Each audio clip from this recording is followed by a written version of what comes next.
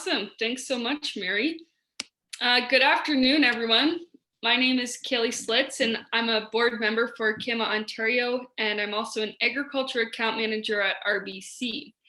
I'd like to welcome everyone to our webinar with Crystal Mackay and Andrew Campbell, and they work with Utensil.ca. So before I turn it over to our guest speakers, I just have some housekeeping items to review. So please remember to mute yourself and turn off your cameras. During the presentation, if there are questions, please type them in the chat box in the control panel below. We will answer the questions at the end of the presentation. You can either ask the questions to everyone or to myself directly. The webinar will be recorded and the link will be emailed to participants tomorrow. Just a reminder to stay on the call after the webinar for our special happy hour. We have been feeling the need to connect with our CAMA members, so this is a great way to do that. We'll be sending people to breakout rooms to carry on the conversation with 5 or 6 other members on this call today.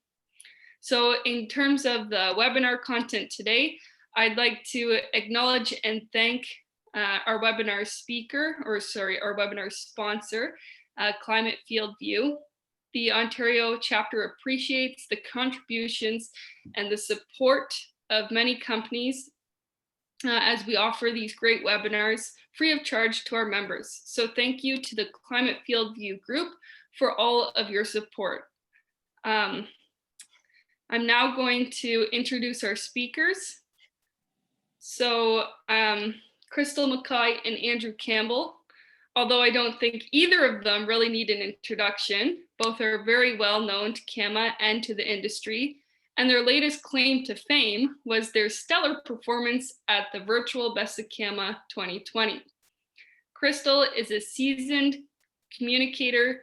She's a speaker and a trainer with a solid reputation for getting the job done with many award-winning results. Crystal has built her expertise in earning public trust in food and farming with a strong network of great people from across the food system. She has worked as the founding CEO of Farm and Food Care, the Canadian Centre for Food Integrity, and most recently, Loft 32. Andrew is a farmer, an award-winning communicator, and a passionate farm advocate.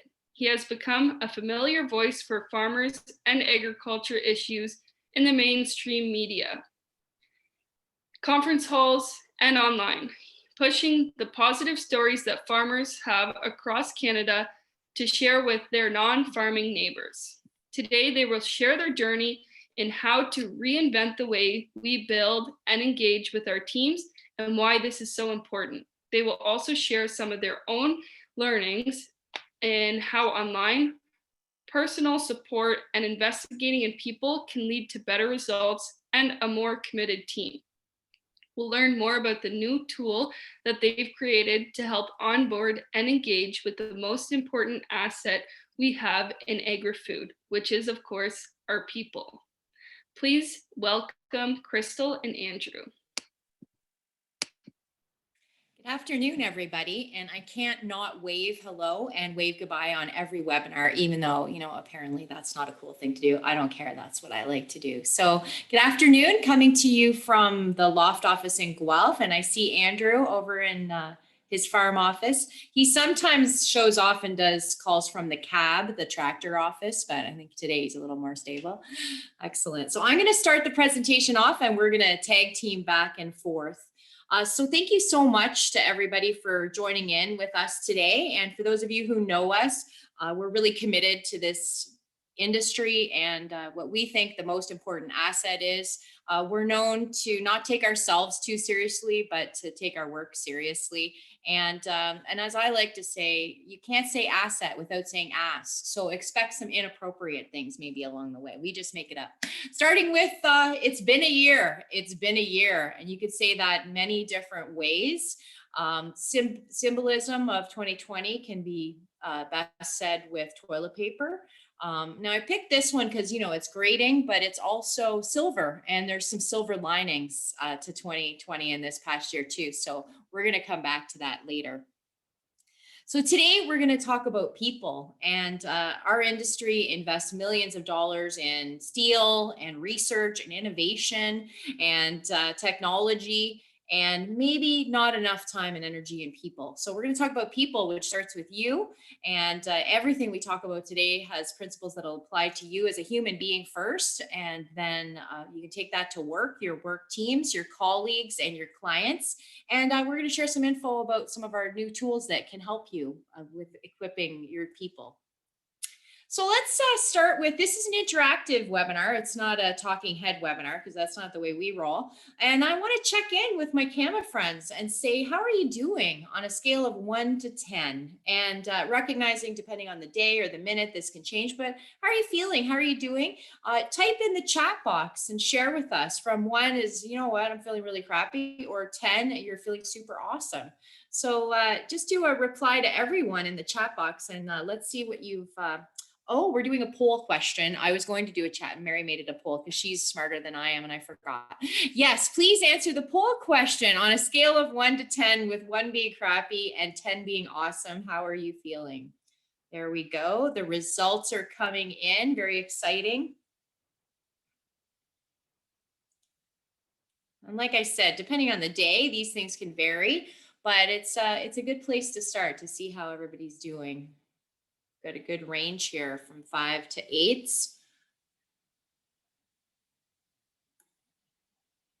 Oh, we got quite a few awesomes. That's great.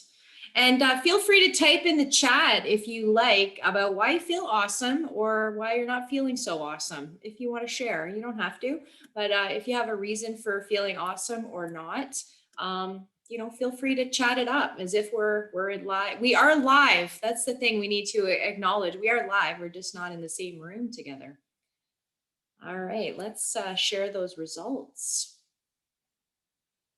Here we go. So we've got a good mix and a range. And, you know, I guess our first tip would be, when it comes to building up your people, is to check in with them on how they're doing. And most of us do this intrinsically, and a lot of CAMA members are people. That's why you're here.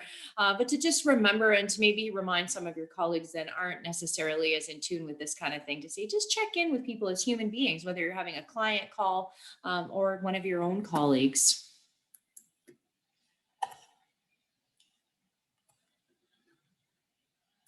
Beautiful day in Alberta. Nice to see you on here, Jen Nori.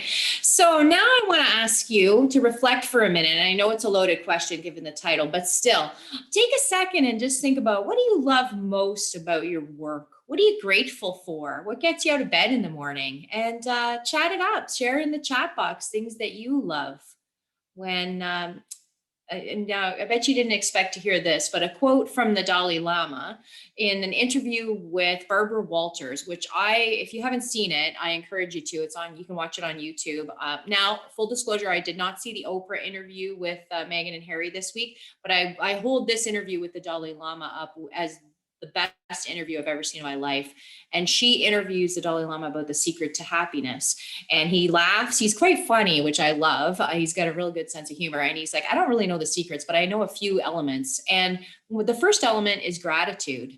And the second element is to help other people. And so let's see what we've got here. My coworkers, awesome.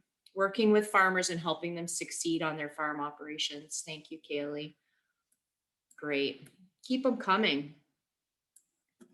So for me, I had this opportunity to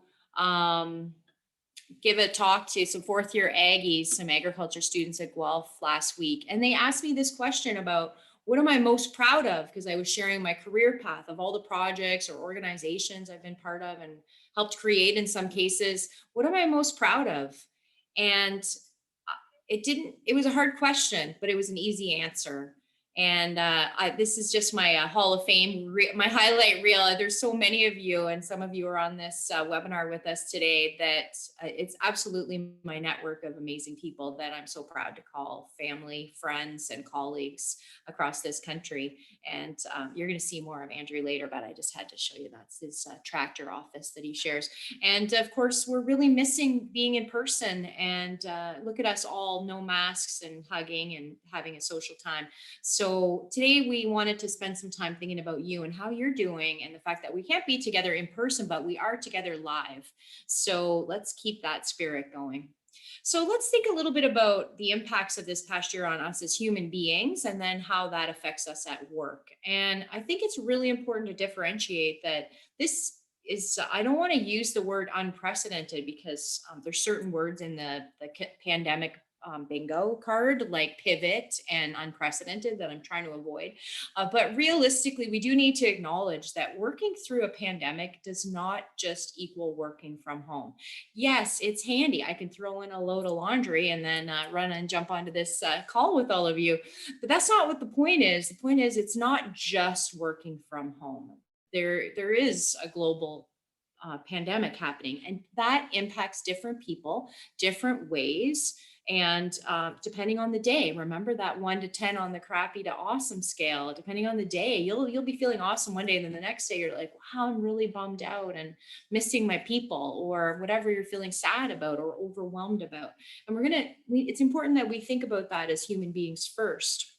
And it brings up this scale, which I've used for many years in reference to agriculture, to say, when we talk about the fact, many of my conversations around connecting food to consumers and saying, it's amazing that we can have a conversation about how chickens are raised because we have so much food, that we have those social discussions. Well, this year I saw this scale completely differently because we're down here in the bottom of the Maslow's hierarchy of needs. And at work, we're trying to be up top with the become the best, the most one can be, GSD, as we say, get stuff done, or other S words, and, to be motivated. This is a motivation model originally. And so some days you're not feeling motivated. So that spectrum of where do you fit on this Maslow's hierarchy of needs. And so when you're dealing with yourself first, to be kind to yourself, and then your colleagues or your clients to think a little bit about this and say, you know what, depending on the day or the individual, if they're really concerned about their health or their family member's health or their bubble, their mind is probably not at its best in terms of having high level social discussions. And I actually modified Maslow's hierarchy of needs with a new version, and we're on a budget, so I just did it myself. But I should have taken the time and got Checo to design that for me. But you get it. For me, and I would say many of us that are on this webinar today, we wouldn't be on it. So thank you to Wi-Fi. That is the new base of Maslow's hierarchy of needs for us. So I'm going to show you a picture, and I want you to think about your reaction when you see it. I'm not going to preface it any more than that when you see this picture, what reaction, what do you feel when you see this picture? Type in the box. Let me hear what you have to say through the chat. Let me see how you feel. Do you want to run into this picture, or do you want to run away from this picture? That's a good place to start. Are you like, look at those crazy people? This was taken in 2020 in Toronto, by the way. It was in the news. So do you feel horror or do you feel longing? I wish I was there. For those of you that know me, you will not be surprised that I want to run in there and like it's a sunny day, and wouldn't that be awesome? And then, I have my mom, she would run the other way. Reminiscent, yes, run to it. People, yay. Yeah, mixed, anxious of crowds. Fair enough, Donna. Absolutely. I miss interacting with friends, but strangers, Janet, I love it. Janet, don't talk to strangers. Okay, you're an adult, you can. That's awesome. Yeah, I think Donna really nailed it. That mixed emotion, like we're missing people, but then you have that anxious. Do you find that when you're watching TV? That I find when I'm watching TV, I'll be like, look at all those people in the bar. Look at those people just randomly hugging. And, it just seems, it's amazing how our filter has changed. So when you're dealing with yourself as well as your family and your colleagues, and when we're talking about our CAMA teams and our work and our clients, I want you to always picture this points of view spectrum. So on any issue, on any topic, there's always extremely for, extremely against. There's always one's, completely in favor, one's completely against something. One is just opposite ends of the spectrum. And typically in Canada, we're not very comfortable with extreme thinking on either side, unless it's about bacon, and then I'm like full in on the for side. But this is why some of our American news makes us uncomfortable, because Americans are much more divisive. If we put Americans on a point of view spectrum, they are more comfortable with being divisive. We are, as a nation, more comfortable with collaboration, and can't we all get along and just have a coffee and a poutine and meet in the middle somewhere. So when you're dealing with yourself and your colleagues, I want you to think a little bit about this spectrum and where they fit. So for example, some people are super emotional. This is just one of my favorite little kid movies that I enjoy, because I have to watch it with my kids. So this is super emotional. And then of course we have Spock on the other side, who's super logical. So depending on the issue and the day, some people tend to be more emotional driven and some people tend to be logic driven. Now it can vary depending on the day and the issue, as I was saying, but we tend to stay in our section of that piece of the spectrum. So when you're having a conversation with someone about, how are you doing? How's work going? How are you feeling? To just be aware of where they fit between emotion and logic. And you can play all day with points of view spectrum. I did a fun employee engagement session yesterday with chicken farmers, and I had Eeyore on one side and Tigger bounced in on the other. Super fun. So depending on the day, you can be more of a Tigger or more of an Eeyore. And, and for analogies, you can go from Tigger to the Dalai Lama in one talk with your Kama friends. So there's a huge range out there on the points of view spectrum, but I share this with you as a tool to use when you're having conversations with your team, with yourself, to be kind to yourself and to say, where am I on this point of view spectrum when you're having a conversation and trying to get people to be more engaged, to see where they are. And with empathy, and to take a few minutes and to think about, what are they dealing with? They might be dealing with something outside of work, or work is not really outside anymore. It's like right meshed in with our families and our homes in many cases right now. So what are they dealing with, and what are you dealing with? Myself, like some days I'm not motivated to work out at all. My hockey's canceled. And I'm like, I have all this extra time. I should be fit and not cooking super healthy foods. So I'm angry with myself on that Maslow's hierarchy of needs. I'm like, why am I not up higher on the health scale? And I'm like, well, because I'm eating chips on the couch and I'm comfort food options instead. Have you noticed your food habits eating? Share with us in the chat if you've noticed some of your food habits have changed. Have you gone the super healthy route, or are you still on the COVID-19 pound gain game? That tends to be, I feel I'm getting closer to the healthier side. And what are they dealing with at home? If they are dealing with some things that you don't know about, you might have unrealistic expectations. Remember that Maslow's hierarchy of needs. A big one is, for me and for many people, is being a parent and trying to homeschool and work and just realistically balancing it all. And I saw this quote and it just totally cracked me up, and I thought you would appreciate it. You don't die, you have to get up and cook dinner. So working from home, as I said, through a pandemic, and then if you have kids and you were homeschooling, so you're a teacher, a short order cook, a maid, etc., plus trying to run a business all at the same time. So I just remind you to be kind and to think a little bit up to yourself and to your teammates to say, what are they dealing with outside or combined with their work environment, and to take a few minutes to check in. So we have another poll question coming up. Ashley is still on the C19 eating plan, and it's delicious. Way to go, Ashley. That's awesome. Sid's working on healthier with more cheat days than not. Okay, fair. Just think of it as the spectrum, right? Super healthy, super unhealthy, and move over to the healthy as you can. So take a minute. We're going to run a poll here, and I want you to think about, how would you rate your relationship with your coworkers as a result of this shift from work from home? Would you say it's not as strong, it's the same, it's somewhat stronger, or much stronger? So take a second and go to the poll and let us know what you think.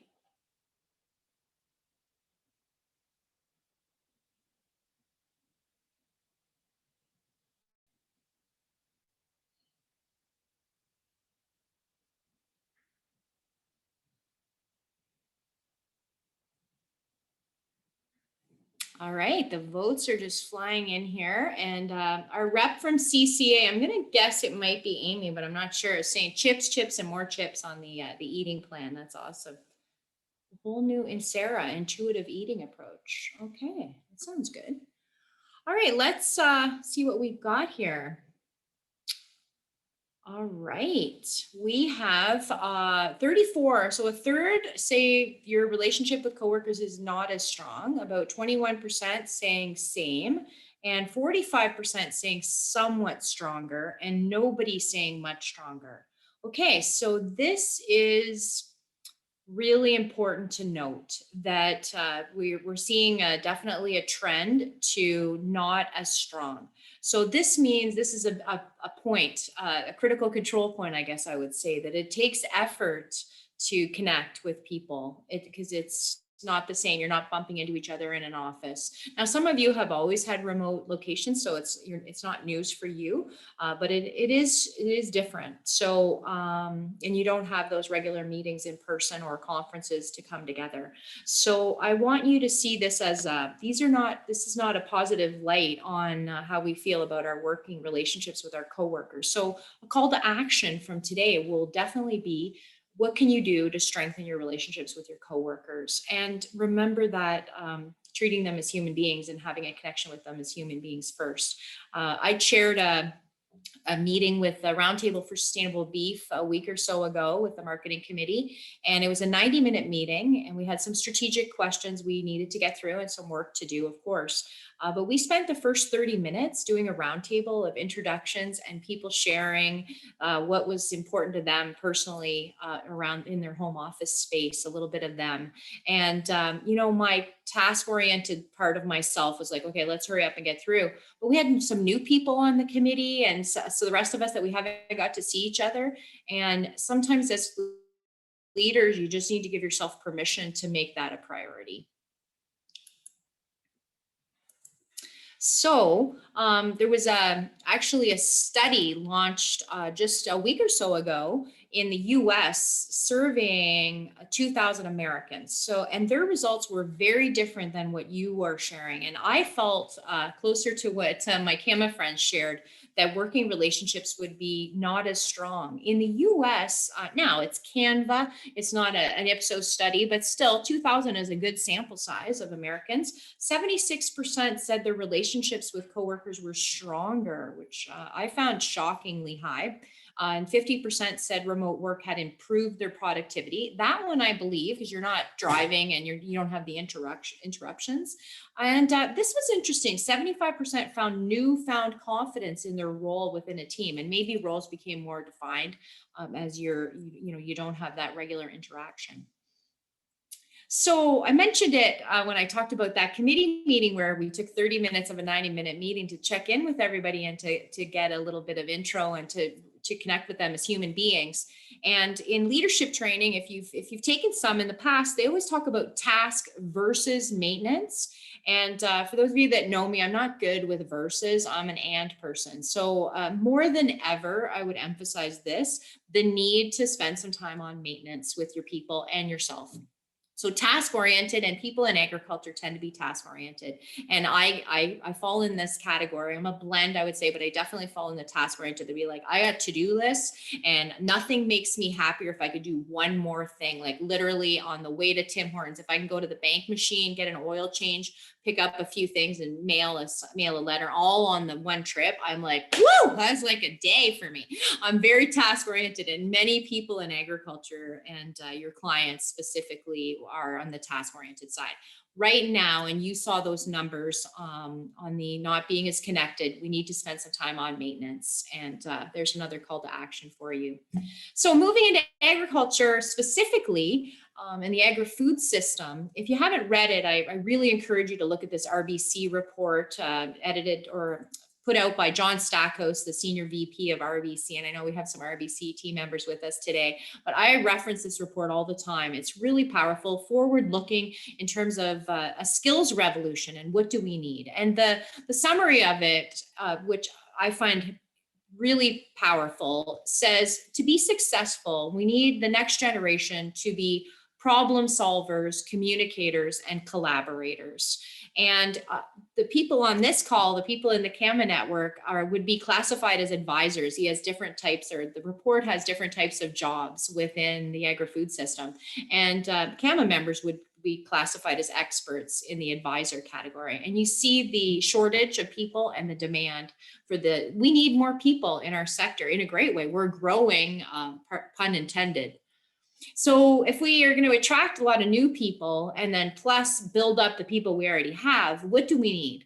Well, so to someone who's never visited a farm before, but they have an MBA or a brilliant mind in policy or whatever, IT, some type of science, whatever they're bringing to our field. And we want to say, welcome, thank you for coming to the food system. We need your brain power, but they don't have context and they may not have knowledge about your particular aspect of the food system. And many people in the agency world absolutely fit in this category. They have brilliant marketing minds, but they've never had shit on their boots, and that's cool. That's okay. But what can we do to equip them to be successful? So they need knowledge, context. They also need some skills and some coaching. So even the farm kid with the Aggie background, of which I fit that description, can always improve their skills and with some coaching. We specifically looked at new hires, and I talked about new hires as being a new category and how we onboard them when we look at problem solving and how do we equip people to be successful. We identified, and when I say we, I mean Andrew and I, a big gap in onboarding. It seems to be a really a sore spot for a lot of people.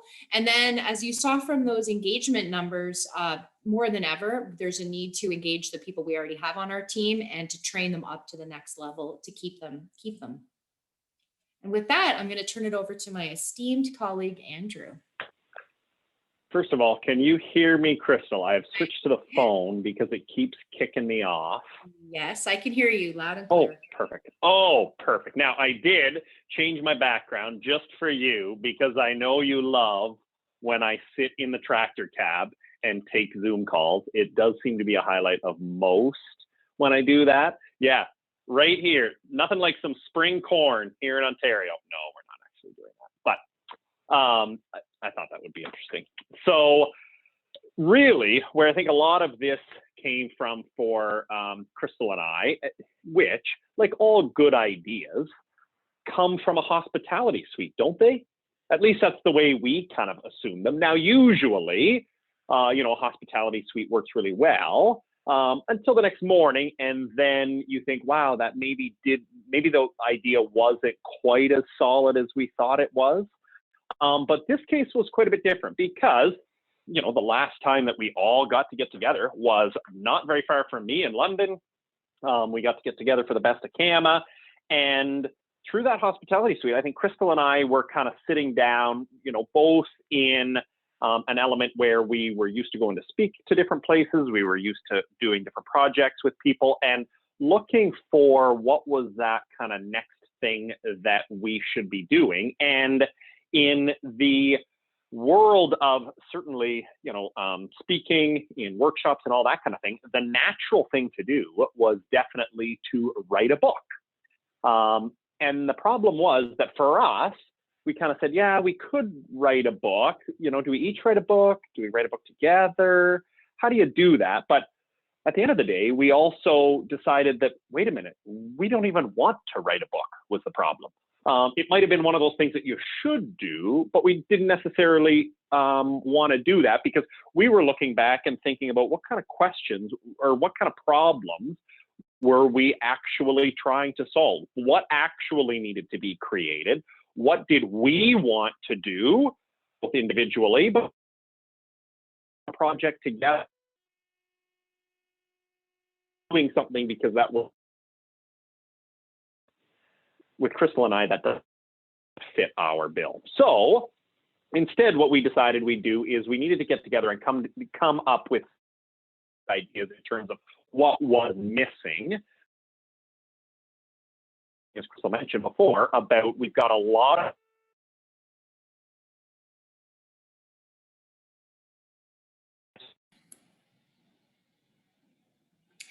Andrew, you're cutting in and out a little bit.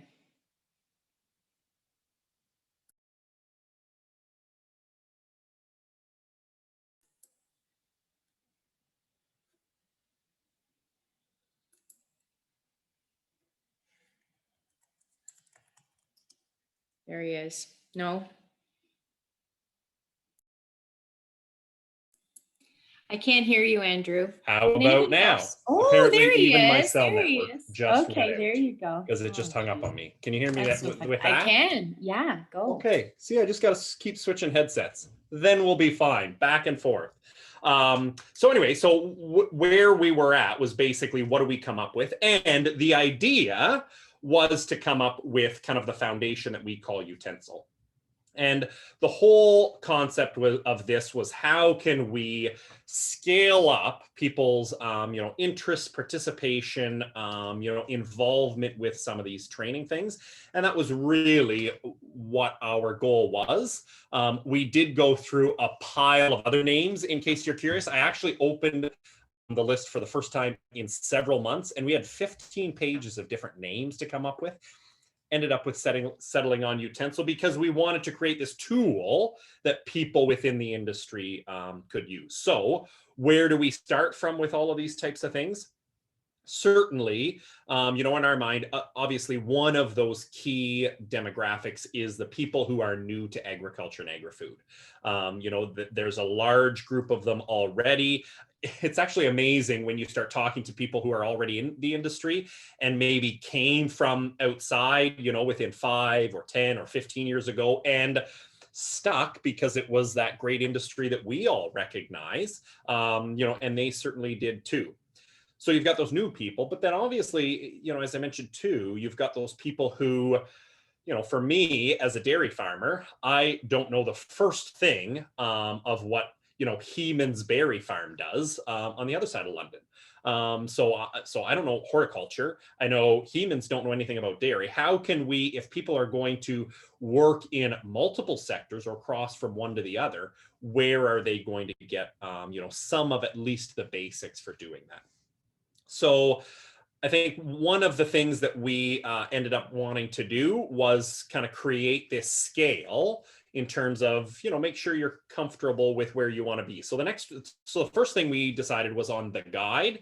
And that's one thing that if you haven't looked at it yet, you can find it at utensil.ca/guide. And it's that plain language dictionary or that plain language guide where you search a term or you search an acronym or you search a description or search through a sector just to try to find some of those words that maybe we all recognize within agriculture, those that have been in it for a long time, but a lot of other people may not recognize. The one that I certainly always laugh at is AI. And I never noticed. I noticed Bridget was on the list of possible attendees, Bridget from Western Fair. She might laugh at this because it even came up just on Friday when I was moderating for the Western Fair Farm Show. And they had One Cup AI was the company that was speaking and kind of discussing some of their latest innovations. And in this case, they're talking about artificial intelligence. But this One Cup AI also can help so that and identify and track animals so that you can AI them if they're in heat. So all of a sudden he's going back and forth with AI as in they're somehow completely interchangeable. And it would take a lot to actually follow that conversation if you weren't aware that artificial insemination and artificial intelligence were both in that same workshop.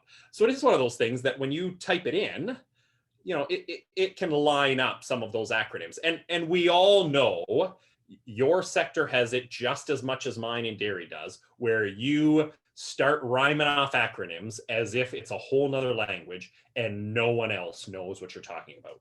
So how can we bring some of those acronyms? Active ingredient, avian influenza, don't mix those up either, obviously. See, you don't even remember all of them when you're not necessarily in that mindset. So it is one of those things of, using that guide. And that was something that, Crystal and I, seeing that other sectors had done it, someone from the dietitian field had sent me their plain language guide. Somebody from the medical field had sent me theirs. It's not an uncommon thing to have these plain language guides in various sectors just to try to help bring people along with it. So to be able to create this, I think we're up to about 700 terms now. It's totally free. If you or your team want to use it, by all means, that's what it's there for. So it's utensil.ca/guide. But that was kind of step one in it. Step two is obviously just talking about AI and having a short description. That works for some things, but it doesn't necessarily work for others. And kind of the idea of Ag 101 was one of the original concepts we had. And there's certainly, other varying degrees of Ag 101 out there, depending on the organization, depending on the company, depending on a whole bunch of different things. But our thought was, how can we kind of broaden that to all of Canadian agriculture? And so what we tried to do, at least, was create this tool of a whole bunch of different snippets of information that were kind of brought together to be actually meaningful. So maybe you don't need to know everything there is to know about agriculture because you've been in one sector or another, but do you want to know maybe a little bit more about livestock, or do you want to know a little bit more about poultry, or do you want to know some of those differences between Western Canadian agriculture and Eastern Canadian agriculture when we start talking about, ranching versus farming, seeding versus planting, all those types of things? And so that's basically what it is a library of mostly short snippets of videos that are meant for folks who are, again, new to the sector and need some of those, critical basics so that they can have some of the conversations with customers in agriculture or people that are switching sectors. I know we've had, a number of organizations sign up since we launched this. It's based on a subscription model, but we've had a lot of people sign in, particularly in areas where they are working with farm customers.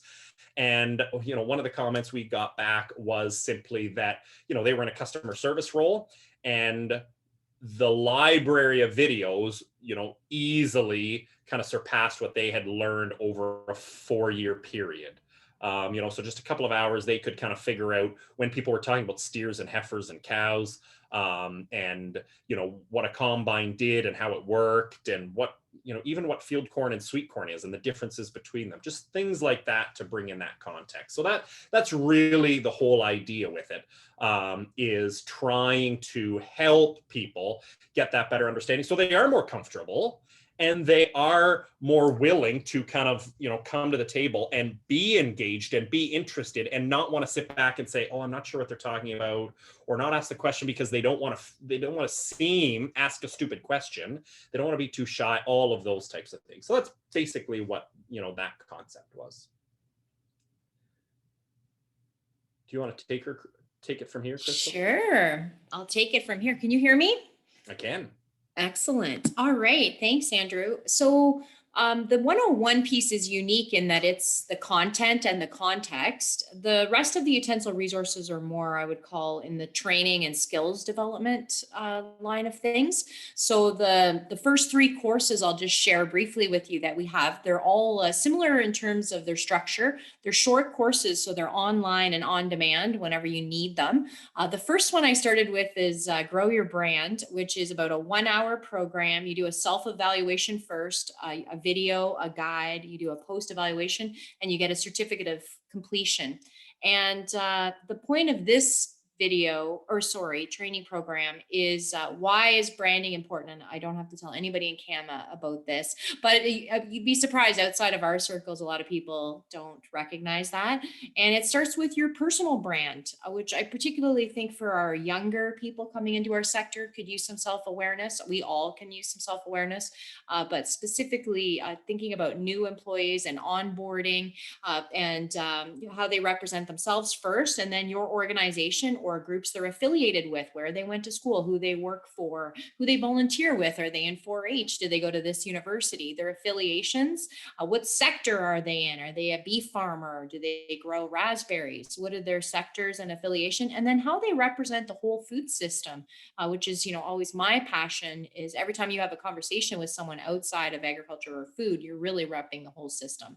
And all of the training is priced very inexpensively. To the entry level courses for a reason, because we really believe in it, the content, and we want people to take it.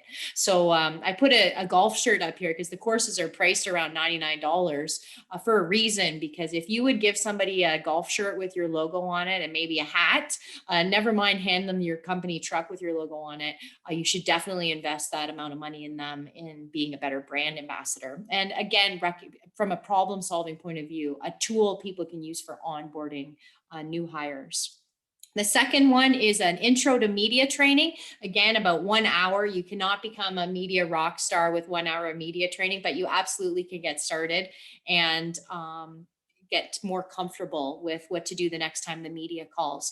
And this is a good example of, I call this getting to first base with media training. And then the whole utensil model is backed up with coaches and trainers and experts. So this type of training fits really well before you do an in-person training or an online coaching session. You take this to give people their base, and then you can better utilize your time with experts and coaches. And this will never replace in-person media training with lights and cameras and practice. But I say, like a good hockey player, you can't become good at hockey with one hour webinar. You actually have to practice and keep sharpening that saw.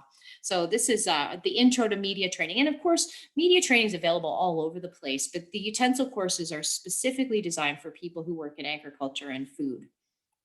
And one of the things I love about the training that we've incorporated in the early days is we interviewed the experts. So it's not just my voice, but we have people like Sean sharing his advice. And so I asked Sean, he's in the video and then of course in the guide, with what advice would you have for people that you are going to interview, that based on your years of experience. And we have some other great journalists, John Gregg, Adele Bittner from Saskatchewan, a number of journalists and people in the field gave us advice and insights to share with you and the people that take the media training, which is absolutely priceless, worth its weight in gold. And then our newest course that we just launched on Canada's Agriculture Day for a reason, because it was super cool and fun, is So Your Client is a Farmer. So this is, it's not a communication skill, it's a business skill, and talking about understanding farmers, and with our farmer hats on to say we want people to have respect for farmers and a better understanding of farm businesses. And then from a problem solving point of view, talking about people and new people to our sector. And even if you're a farm kid, it doesn't mean you know how to do business with farmers. So a 1 hour, Sherilyn Nagel, a well-known grain farmer from Saskatchewan, is the lead host on this. I help her out. And again, just like we did with media, we got insights from service providers and farmers from across the country to share their insights with us. And some well-known names: Mary Robinson, our CFA president from PEI, Jay Bradshaw, our retired Syngenta president, and Jerry Ritz, our former Minister of Agriculture, also chime in on the video from their very different viewpoints on what people need to know to work with a farmer. So we are super excited about this one. This is our newest offering. And just some really sage advice. I don't have to tell the people on this webinar, everybody knows everybody in our sector, even though it's big, it's small. So the importance of confidentiality is a great example. And so to just wrap up on the training piece, I just think the reminder to all of us is the need to invest in people. And using my hockey analogy, which I always do, is you need to keep training. You need some good coaches. You need some practice. You need some new thinking for a bunch of reasons, to support the people that you work with. And to help them do better is really where I get my joy. And I'll use a media training example. I see we have CCA on the phone, and Amy and her team with the cattlemen's and the cattle industry working together to say we need to support our farmers and ranchers to do better. And in a 2-hour media training session, you could literally see people improve right in front of our eyes. It was so exciting and awesome. So I encourage you to think a little bit about your team, yourself. What can you do to sharpen the saw, get a little training? It just gets the brain working a little more clearly. And our two words that we focus on are comfort and confidence. What can we do to increase people's comfort and confidence? And with this attitude, continuous improvement, agriculture and food is role model for all the other sectors on continuous improvement. As we like to say, we've come a long way from somebody sticking a sharp stick in the ground and dropping a seed in it. That's not that long ago. So think about your people in the same way, to say you do the best you can until you know better. And then when you know better, you do better. And I like to think you can do better with some good training and some good coaches. And with that, I'm going to turn it back to Andrew for a present. A present. And I guess I can't click to open the present, but basically, as we mentioned in the email, what we actually want to do is, because we're still very new with this, we want to kind of get your feedback on some of this stuff as well. And so basically the kind of gift, in response, we're hoping a gift back, is basically Utensil 101 for a while. You know, to have a month to kind of look through and see what the library looks like, to see what the content looks like, to see what's missing, what needs to be added. We do add new stuff each week, so it is kind of a case of trying to figure out and line up and make sure that what it is very reflective of what actually, you know, teams across the industry and different teams across the country are actually interested in. So what we're going to do is, in your inbox in the next few hours, is simply going to be an email that says, you know, you can create a password. Once you create a password, then you can go in and have a look. And then hopefully there's a survey at the end of it that you can take a few minutes to just kind of flip through and say, did it work? Did it not work? What content was missing? What content was most appropriate? So that's it. So with that, certainly we are definitely open to any questions on either that front, or obviously on the people front too, because it is one of those things where, you know, as we go through and as we've talked to a whole bunch of people within the industry, you know, it definitely is a different world when we started doing this come March. And, you know, we were all, you know, definitely Crystal and I were very used to the idea of seeing you in person, you know, and being able to visit. And to do this over Zoom certainly works, don't get me wrong, but it definitely has quite a bit of a different feel to it. So, you know, we're happy that you could join us, you know, be able to speak over the last little while and have this. And certainly, Kaylee, we are very much looking forward to the social hour. I don't know if you want to do questions first or whether we go straight into it, because fortunately my office is wine equipped. Well, that's great to hear, Andrew. To start, we'll start with questions, and then we'll do the breakout rooms to end this this webinar. But I'd like to thank both Andrew and Crystal for this very informative presentation, and also for the kind gift. I know I certainly am looking forward to reviewing the content within Utensils. So thank you for the work that you guys have done to put this website together. That's awesome. So if anyone has questions, please submit them in the chat box, and we'll be happy to ask them to Andrew and Crystal. So just to get us started while we wait for some questions coming in, I do have a couple for you. So are these resources appropriate for those who already have an ag background? Sure. So we certainly think so, because everybody's got kind of the, you know, different backgrounds in it. You know, that there's no one that has the great knowledge of every sector, you know, and certainly to be able to bring, you know, on the one-on-one side, to be able to bring in a whole bunch of different people to be able to give us the information so that we can share it with you is definitely a big one.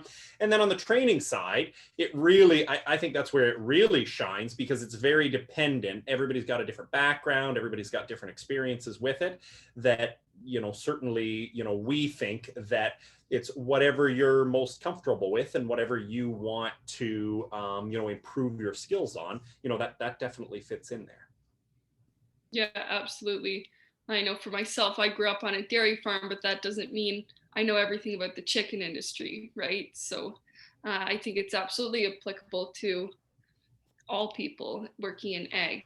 The next question would be, Crystal, you were talking about motivation at the start. And so I guess my question is, what motivates a team? Like, how do you motivate your team and how do you keep them engaged? Yeah, great question. Motivation comes from within, inspiration can come from outside. So I think to make it a strategic intent, with strategic intent, you say, you know what, our team's lacking a little motivation or their connectivity is low. We saw those numbers were pretty low, much lower than we saw in the US. So to put some strategic intent behind it, to say, okay, what can we do to help inspire our team?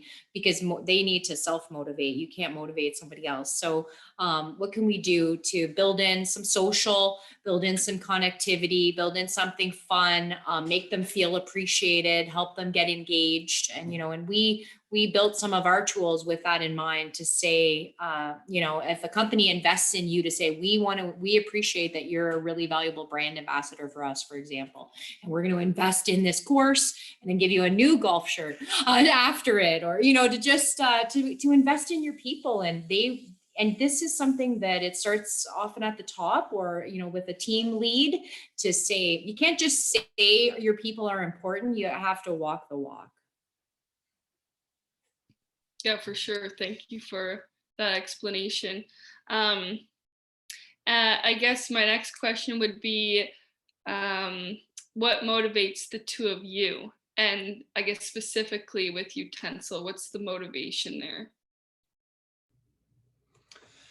I think it, as I said before, it's kind of funny that, we wanted to do something else. We wanted to, kind of keep supporting the industry in ways that, maybe in a little different way than we have in the past. And certainly, look to the people in the industry, because, we both are very much the kinds that, the people is one of the big reasons we're in this industry, that we've kind of stayed in this industry. So, to be able to help support, some of those things, and then just recognize that, part of it was obviously pandemic in terms of, some of the timing of it, but recognizing that, we're not the kind of people to, necessarily write just a newsletter or, kind of create the paperback version of all of this stuff. We like making videos, we like watching them. So why not create, kind of that version of it? I don't know if it's any different for you, Crystal. Oh, those are all great points. I would also add, having a team makes me accountable. And I could have done some of this stuff on my own, and Andrew is more than capable of doing this stuff on his own. And I would say the same on my colleague Maggie Van Camp. And if I add Cheryl Lynn into the mix on the So Your Client's a Farmer, having other people on the team, it makes it stronger in that, we have different views, different skill sets. And it makes you accountable, because it's like, oh, I have a meeting with Andrew on Tuesdays, which means Monday I'm cramming, because you have to be accountable to a team member in a great way, right? And then we also feed off each other's energy, so it's like, if you get kind of bogged down on the administrative side, and then you have a call with one of the team members to be like, oh, I'm super excited about a new client that just signed up. Somebody, we just had we're in the process of talking with an insurance related organization. So it's not like direct farm stuff. It's an insurance company that sees value in this stuff. That gets us excited when people see value in what we're trying to do too. Awesome. We have a question here. So if you started your job during COVID remotely, how do you improve communication and connectivity within your colleagues? Yeah, that's a great question, because it is one where, I think even for those of us that didn't necessarily start a new job, it's still a completely different world to be able to do that. Certainly, video calls, I think that has definitely changed a lot. Whereas, before the pandemic, if it wasn't in person, it was just over the phone. Like, it wasn't like it was ever through these types of chats. So I definitely think moving some of those conversations to, where you can actually see the person, where you can actually engage with them a little bit more, I think that actually goes a long way. Now, certainly I'm also of the mindset that maybe not every call needs to be a Zoom nowadays, but, it's kind of finding that balance, with doing it. And then I think it goes back to, some of the other things just in terms of that kind of constant contact. I know, there's lots of different tools out there beyond just, your kind of regular texting back and forth, but being able to send those kind of short messages back and forth, not necessarily just engaging 100% about work all the time, but checking in about, how things are going, personally, or, kind of those basics of, if you were at a water cooler or if you were, walking in on Monday, what would you talk about? You wouldn't talk about the very first thing about this is the project we've got to get done. No, it would be about how the weekend was. So, not being afraid to open meetings that way too, I think can go a long way. I agree with that. And I would say that strategic intent to have team building built in, including spending some money on it. You'd think nothing of hosting lunch, to bring lunch in for a team, or, pizza day or whatever that might look. So it's like, okay, how can you spend some money on your people that will help get them engaged? So something fun. I was part of an engaging professional speakers session a couple of weeks ago, and they had a magician. They hired a magician to be part of it. And he did pick a card remotely stuff. And it was so fun. It was completely not content based, but it was just fun. So to spend some money on team building and to be creative, there's some really cool ideas out there. Yeah, Katie had a good point here in the chat as well. So she joined an organization and had to lead a team. She set some time purely for get to know you versus just work. So people felt comfortable and had permission to talk about non-work stuff. I think that's great, Katie. And I know at RBC we have, we call it's WebEx Teams. And so we're chatting with our teammates constantly throughout the day, asking questions. It's, a large chat group of over 12 people. And so we can all bounce ideas off each other and ask for help. So I think that works really well for us. And I would almost be one of those people who would say, I feel more connected to my team now than I did before. And mainly because of that, there's more people to connect with in one setting, right? So I guess we have time just for one more question. So a lot of people on this call would be marketers. So do you have any advice for them? Like, you guys are obviously doing a lot of marketing for Utensil. Do you have any advice from a marketing standpoint on how you're launching this? Well, I'll start and say, of course, traditional channels, with news releases and, we have quite an extensive e-news distribution between our networks. And then I would say with strategic intent, if you think about some of the names I listed involved with the training, we purposely chose people who would have, first and foremost, really great content to share, and then also their own networks. So when I say Sean Haney is giving you advice on media relations, immediately Sean Haney has a whole network around him. So this is resources built for people by people. And so we're trying to harness our own networks that we're really proud of and that we love to say, let's harness that power of the CAMA network to say, how can we share this resource? Because it's really meant to be used. We just really want people to be aware of it and mean it to use. So I would say, in addition to social media, we did a contest around send us your ideas so your client's a farmer.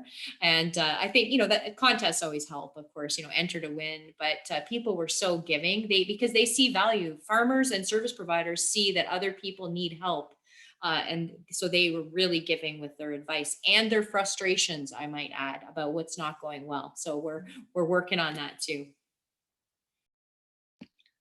Awesome. Thanks for sharing that. I really enjoyed this session and the questions that you guys have answered. Thank you for taking the time to do that.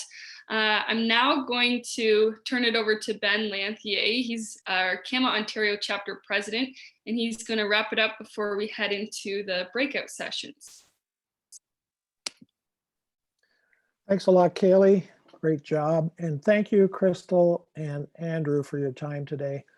In lieu of a speaker gift, we'll be making a donation to the Canadian Agribusiness Education Foundation on your behalf. CABF provides scholarships to post-secondary students enrolled in an ag program, and we're helping to support the next generation of ag marketers. Thanks to everyone today for participating and supporting CAMA. You can look for more great programming as we move into 2021. Next step in this, just to tidy things up, is we'll move into our little social happy half hour. We understand the need for some to, you have other commitments and you may have to leave this, but those who would like to stick around for another 30 minutes and continue the discussion with fellow members, we'll move each of you into breakout rooms. Once your breakout room is finished, feel free to leave the call. This is a social time, fairly loosely scheduled, but we wanted to provide an opportunity to say hello to other CAMA members. We'll have a leader allocated to each breakout room to help facilitate the conversation. But first of all, take a couple of minutes to go pour yourself a beverage of your choice and then come on back.